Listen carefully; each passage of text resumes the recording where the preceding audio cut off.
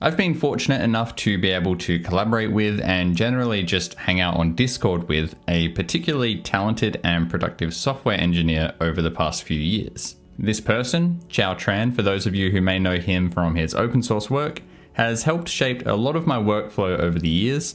In general, if I see Chao doing something, I can be reasonably sure I should probably be doing that as well. One of those things, something that came up many times but I kept putting off bothering to learn, was Git worktrees.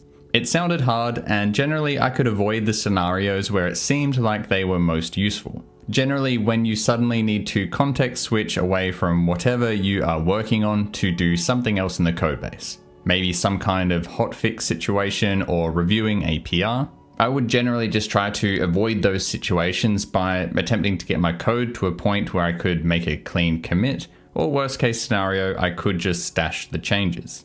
But worktrees are actually pretty simple, both conceptually and to use. Think of one of the main purposes of Git. It enables multiple developers working on different file systems to collaborate on code. You could be working on one feature on your machine and file system, another developer could be working on another feature on their machine and file system, and when you're both done, you smash those features together and you have one unified codebase.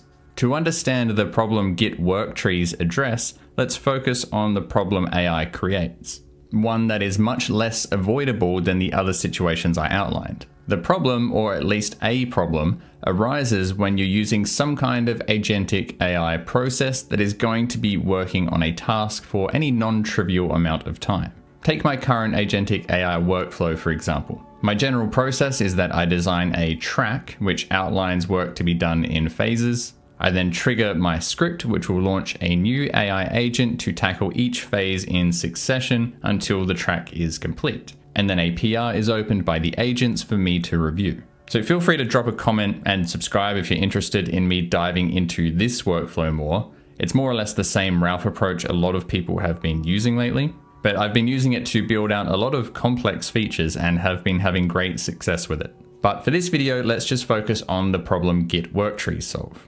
The problem is that these AI agents are using your file system, and you want to use your file system too. I get my Ralph agents to start executing on a task that is going to take 15 minutes, 30 minutes, an hour maybe, and I just, watch YouTube for a bit until the PR is ready to review? Not a bad option, certainly, but not the most productive one. Likely, I'm also going to want to work within that same codebase on something else. But I can't really because the AI agents are making edits to the same code base on the same file system at the same time.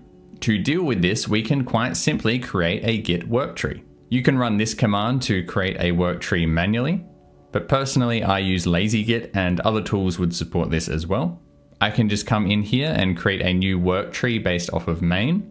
And what this is going to do basically is create a copy of the project file somewhere else on your file system.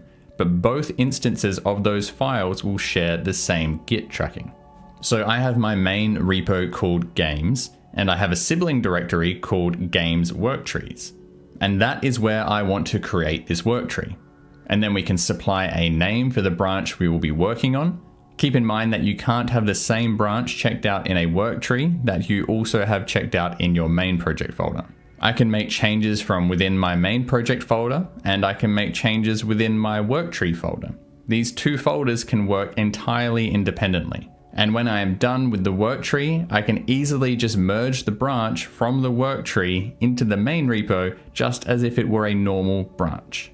To think of it most simply, worktrees allow you to have different branches checked out at the same time on the same file system. And rather than bothering to create these worktrees myself to deal with the AI problem, I've just got it incorporated as part of my agentic AI workflow. Whenever agents begin work on a new track, they will first create a worktree and branch for it, and they will only work within that worktree, which means I am then free to work on the main codebase as I please, and I can just review and merge the PR from the worktree when I am ready.